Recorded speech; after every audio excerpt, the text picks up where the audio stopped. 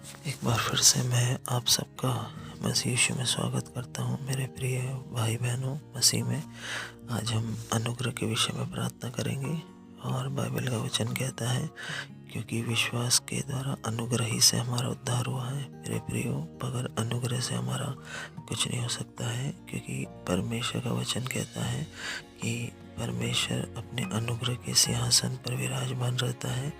जब हमें जिस चीज़ की आवश्यकता होती है, हम उसके सिंहासन के पास जाते हैं और उस अनुग्रह को मांगते हैं। उसका अनुग्रह हमारे जीवन में उद्धार के बाद आता है, ताकि हमारे जीवन के हर क्षेत्र में जहाँ जहाँ हम असफल हैं, उसका अनुग्रह हमारे जीवन में काम करता है और उसका अनुग्रह हमारी मदद करता है हर एक क्षेत्र में।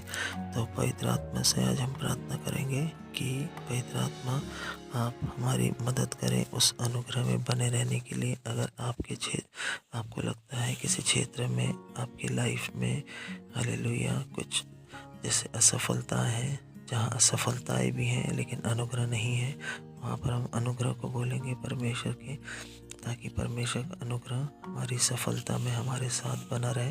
सो परमेश्वर का अनुग्रह हमारी मदद करेगा और उसकी शांति, जैसे पौलुस का वचन कहता है कि परमेश्वर की ओर से तुम्हें अनुग्रह और शांति प्राप्त हो। तो मेरे प्रियो, परमेश्वर का अनुग्रह हमारे लिए हमारी मदद करता है हर एक क्षेत्रों में। इसलिए बाइबल का वचन साफ कहता है कि जब तक हमें आवश्यकता होती है हम परमेश्वर के अनुग्रह को मांगते हैं। हर शैतानी बंधन टूटे जो आपको परमेश्वर के अनुग्रह में बने रहने से रोकता है और उस अनुग्रह में बढ़ने से रोकता है। क्योंकि वचन कहता है कि परमेश्वर अपने सब प्रकार के अनुग्रह को हमें बहुतायत से देता है हर बात में। जैसे आपको किसी बात में अनुग्रह की आवश्यकता है, क्योंकि इस पृथ्वी पर जब हम आत्मा में चलते हैं तो हमें हर प्रकार से अनुग्रह की आवश्यकता होती है। हमारे बातों में अनुग्रह होता है, हमारे कामों में अनुग्रह होता है, हमारे आत्मिक जीवन में अनुग्रह होता है, बाइबल पढ़ने में अनुग्रह होता है, विश्वास करने में अनुग्रह होता है और प्रार्थना करने में भी अनुग्रह होना चाहिए। और जब हम किसी से बातें कर रहे हैं, हमारी बातों में अनुग्रह होना चाहिए। नहीं तो अनुग्रह नहीं होने पे हमारी बातें एकदम हल्की होती है। क्योंकि अनुग्रह क्या करता है? अनुग्रह का मतलब होता है मदद। जब हम परमेश्वर के अनुग्रह को मांगते हैं तो हमारी स्वर्ग की ओर से मदद सहायता होती है, स्वर्गीय सहायता होती है। अनुग्रह शब्द जो है स्वर्गीय शब्द है। और बाइबल का वचन कहता है कि हर बात में हर समय, मतलब 24 घंटे, एक दिन में 24 घंटे होते हैं और 24 घंटे में हम इस पृथ्वी पर बगैर अनुग्रह के नहीं चल सकते हैं। बाइबल कहती है परमेश्वर की महाकरुणा का प्रताप है, ये उसका अनुग्रह है। प्रतिभोर उसकी करुणा हमारे जीवन में नई से नई होती जाती है। इसलिए हर समय, मतलब हर सेकंड हमें अनुग्रह की आवश्यकता है, हर बात में हमें अनुग्रह की आवश्यकता है। सो अगर आपको लगता है आपके जीवन में अनुग्रह की कमी है या अनुग्रह नहीं महसूस होता है, क्योंकि नए नियम में, नई सृष्टि में परमेश्वर ने यीशु मसीह में हमें अनुग्रह दिया है।